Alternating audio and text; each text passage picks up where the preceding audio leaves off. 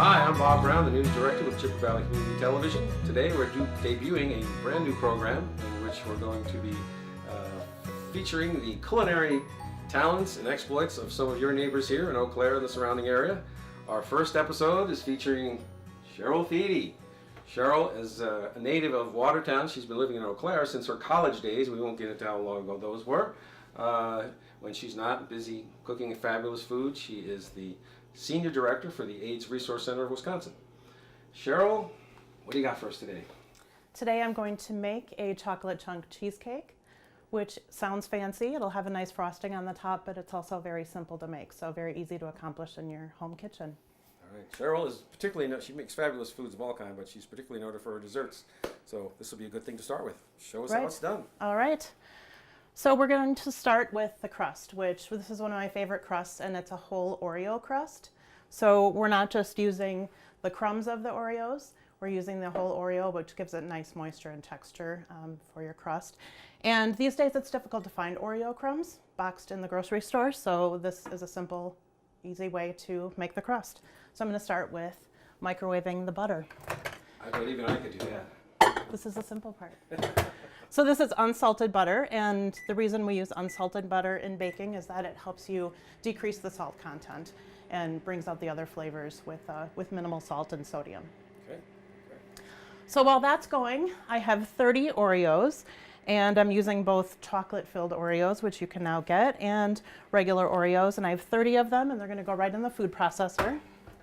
And if you don't have a food processor, you can absolutely do this by hand in a Ziploc bag using a rolling pin or other way to crush the crumbs. All right, I'm going to back up again and check the butter and make sure it's melted. Not quite yet. So while that's going, we'll get the food processor going, and this will be nice and loud.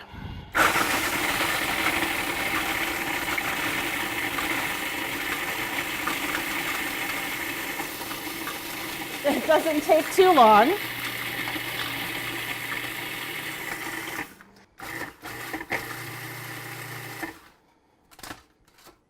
Give it a check. Looks good. Now I'm going to add the Oreo crumbs to the butter. And it's okay if there's a few little chunks of cookie left, but for the most part you want fine crumbs.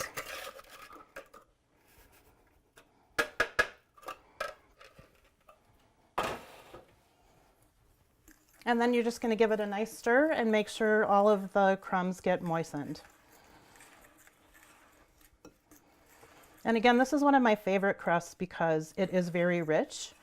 And any kind of cheesecake that has chocolate in it, it's a good base. Obviously, there's a lot of different kinds of crusts you can do. You can do a shortbread crust, a graham cracker crust is typical. Lots of different kinds. You can do cinnamon, graham crackers. This is a nice standard chocolate base. So you can see it's all moistened and ready to go in our pan. So cheesecakes you can make in a cake pan, but the reason that they call for a springform pan, which really is the only unique special tool you need for a cheesecake. And the reason for that is it's difficult to cut and take a cheesecake out in a regular pan. When you have a springform, you can take the rim off and easily serve. So while you can make a cheesecake in another pan, that's the reason we use springform. So for the most part, cheesecakes, the crusts have shortening or butter in them, so you don't need to grease the pan. Okay. It'll lift out easily at the end. And while I'm getting this ready, I'm going to get the oven on.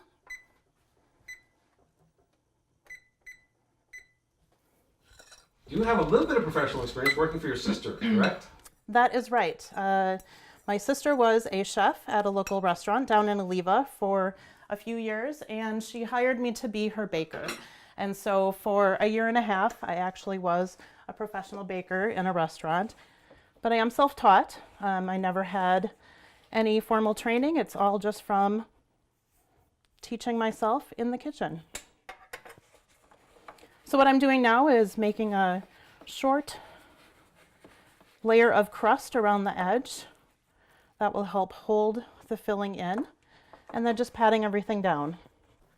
All right, so we're going to put this in the fridge to cool and get firmed up, and then we'll start on the filling.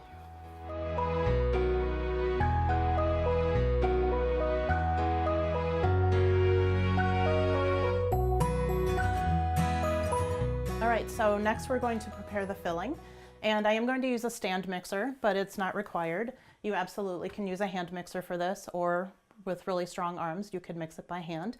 I just got the stand mixer a year ago, so for over 20 years I was mixing everything with a tiny little cheap hand mixer, so you can absolutely make cheesecakes with minimal equipment in the home. So first we're going to take cream cheese, and one of the important things in a cheesecake and a lot of baking is to bring your ingredients to room temperature. And there's a lot of science behind it. It helps aerate and bring your ingredients together in a way that allows them to rise and mix well. So the cream cheese has been out for more than an hour at room temperature, and you can see the eggs and sour cream that are going in are also at room temperature. So the cream cheese I'm using is the fancy brand name cream cheese, and through trial and error I have found through the years that this is the best one, and the reason is pretty simple. When I open the package, the cream cheese separates from the package very easily and goes into the mixer. I found that cheaper brands, you have to scrape and scrape and scrape to get the cream cheese off. So pay the extra 20 cents and buy the real stuff. You also, unless it calls for it, you want to use the full fat cream cheese. This is a cheesecake. We're not going for diet here. So the first thing I'm going to do, and this is pretty standard, you're going to mix cream cheese with the sugar. And sometimes it'll be a 2, sometimes 3, sometimes 4 cream cheese cheesecake. This recipe is for 3. And then we're going to add 3/4 cup of sugar. So I'll get the mixer ready. And our oven is now ready. You want to start it out gently because the dry ingredients could fly a little bit. So we're going to give it a very gentle start. And you don't have to worry about it mixing completely or sticking on the wand because it will come off as you add more wet ingredients. I can turn it up just a little bit and get it mixing. Now, one of the tricks of cheesecake, which I haven't quite mastered, but one thing that can happen is the cheesecake can crack. And there's different theories about why the cheesecake cracks. This one, it doesn't matter if it cracks because we're going to put a frosting over the top and you'll never know. Tastes the same. But one of the things that they say is don't overmix your cream cheese. If you beat it too long, it is more likely to crack. Right. And I'll show you a tip at the end too for trying to prevent cracking from happening.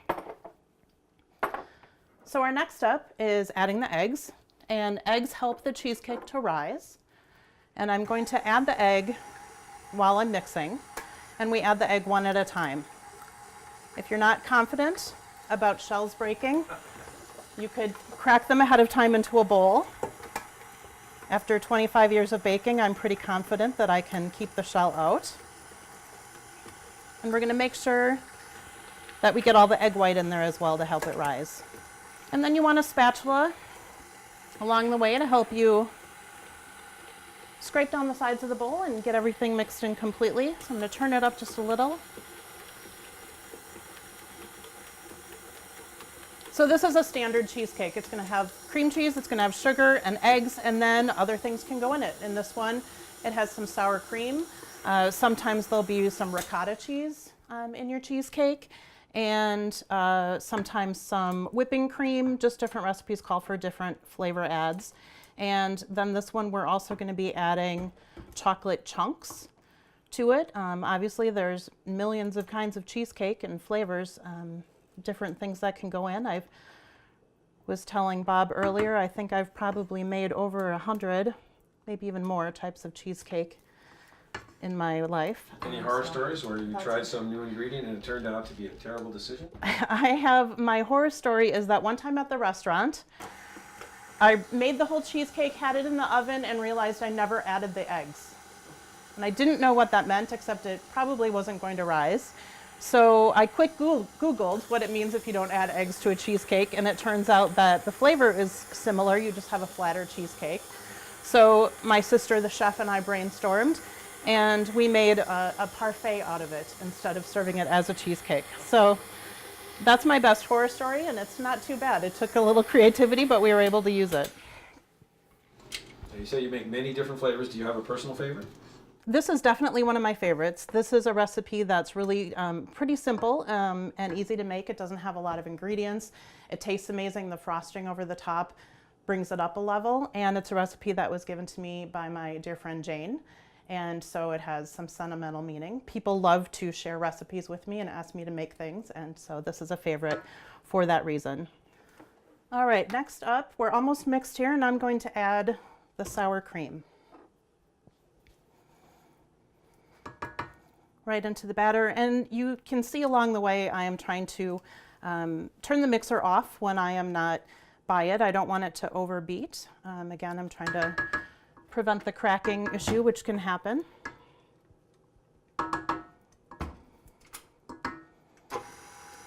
And this is our final wet ingredient. After this is done, we just add the chocolate and put it in the oven. And the trick with cheesecake definitely is to not overbake it. You can, again, it will crack if you overbake, and it will dry out. So sometimes I think a baking mistake is that people think it still looks wet. This happens with cookies, with different things where people will take them out of the oven. They'll leave them in the oven too long, whereas I err on the side of taking them out a little bit too soon. With cheesecakes, you'll be able to tell because if you give it a jiggle, the center should be completely set or almost set. If the edges are all set, you just want to work toward it firming up in the middle and then take it out of the oven. So now all of our ingredients are mixed except the chocolate, which we're going to do by hand. So we don't want to miss any of the amazing batter, so I'm going to knock it off the paddle so we get everything in there. So again, this is a pretty simple one. There aren't that many ingredients, and I think it's really easy for anybody to make. All right, so now this recipe calls for fancy, expensive, bittersweet chocolate, and I have found through the years that there's no need to buy expensive chocolate and chop it up. That chocolate chunks that they sell right next to the chocolate chips work just as well. So I am using very accessible chocolate chunks. And then you mix it up by hand. Just takes a few seconds. Good. And your batter is ready to go. So that's it. That's the filling. We're going to put it in the crust. We're going to grab that out of the fridge. Bobby, you're going to be my assistant. Glad to. All right, so simple process. Our crust is all ready. You can touch it and feel that it's very firmed up from being in the fridge. It's not warm anymore. It's not going to preheat our batter. That's going to go right in. Some cheesecakes will have, double, triple the amount of ingredients we just used. So again, this is a nice, simple one and yet still very tasty. I don't want to miss any chocolate. And then we're just going to smooth it out. Get it as even as we can. And with some cheesecakes, you want to pay attention to how it looks when you put it in the oven. This could have little bubbles on it. Again, we're going to put a frosting on this one, so you don't have to pay quite as much attention, but I am going to give it a smack on the counter. Help even it out a little. And then it's ready to go into the oven. So I've preheated the oven at 325. 325 to 350 is typical for a cheesecake. And then this one, because it does have a high butter content in the crust, I do have a little bit of aluminum foil down to catch the butter. That will drip out during baking. So now it'll be in for 45 minutes. I'll check it at 45, give it a jiggle, see if it feels firmed up, maybe a few more minutes. Another trick with cheesecake is when it's done, you think it's almost done, but you'd like to leave it a little longer. Just to get it to firm up, you can crack the oven, turn it off, let it continue to cook a little just at the ambient temperature with the oven off, and then take it out. So I'll set my timer. And then we'll show you how to frost it.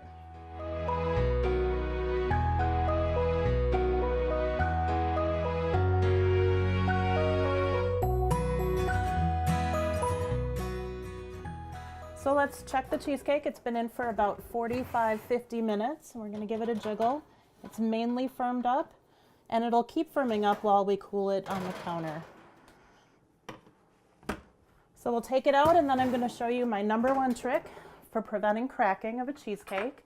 Again, it's not a big deal if it cracks because the flavor doesn't change. But what you can do is run your knife between the batter and the rim of the pan. I'm going to press against the rim so I'm not cutting the cheesecake, and I'm going to give it a full turn.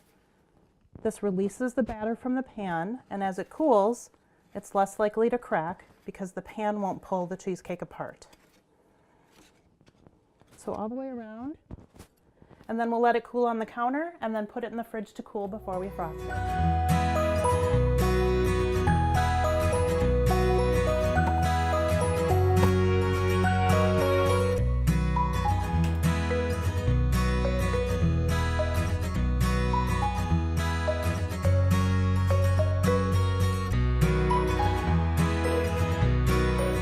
All right, so now we'll get our cooled cheesecake out of the fridge and get our frosting on it. So one of the tricks, again, when you take it out of the oven, you want to draw a knife around the edge between the cheesecake and the pan.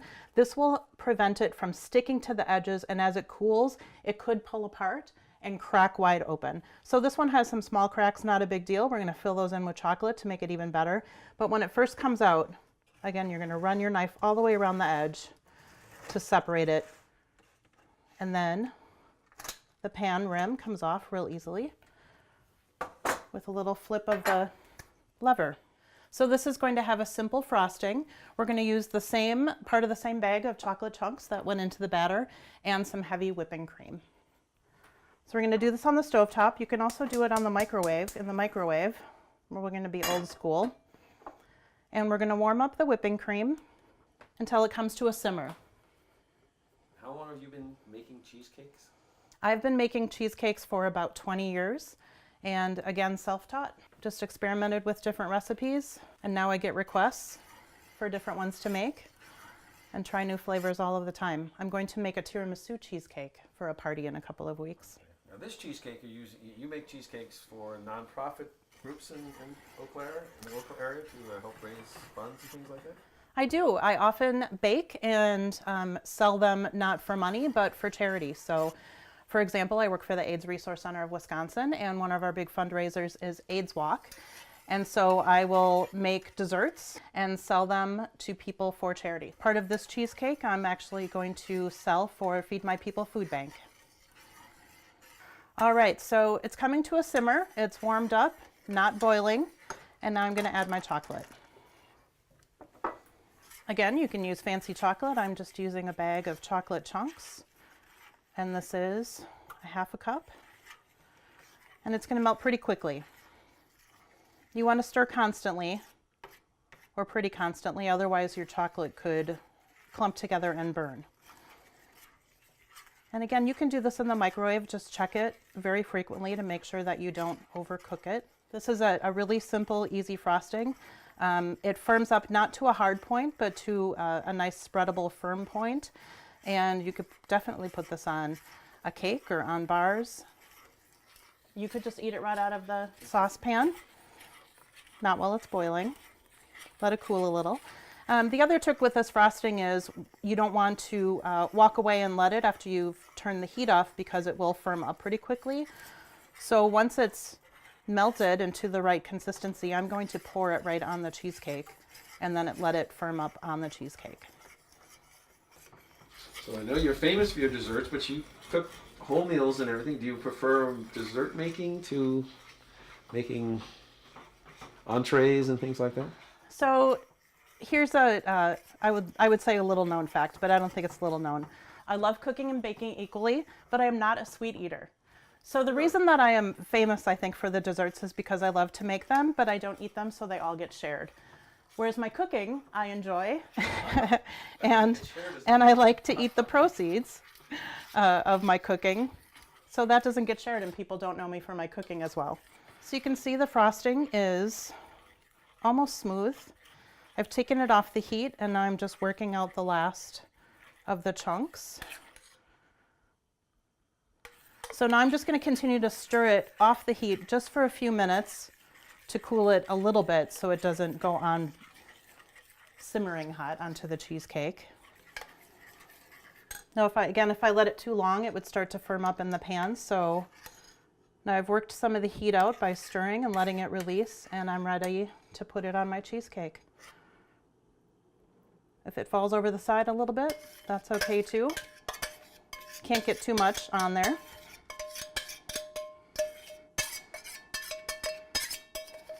So I guess there's a little trial and error to figure out exactly what's the proper amount of time before you pour it onto the cake. Yeah, I think there's a little bit of a learning curve. When it starts to cool, it gets a little bit firmer. You can see it's already firmer than when I first took it off the heat. So that's a good sign that it's ready to go on the cheesecake. And then I'm going to set this aside. Bob can lick the pan after we're done. And then again, no fancy tool. I'm just using a spoon and spreading it around on the cheesecake.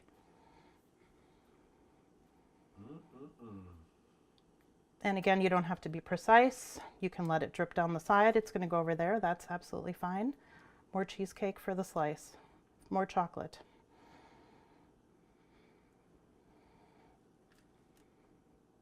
I'm going to just end in the middle. That's a chocolate chunk cheesecake with chocolate frosting.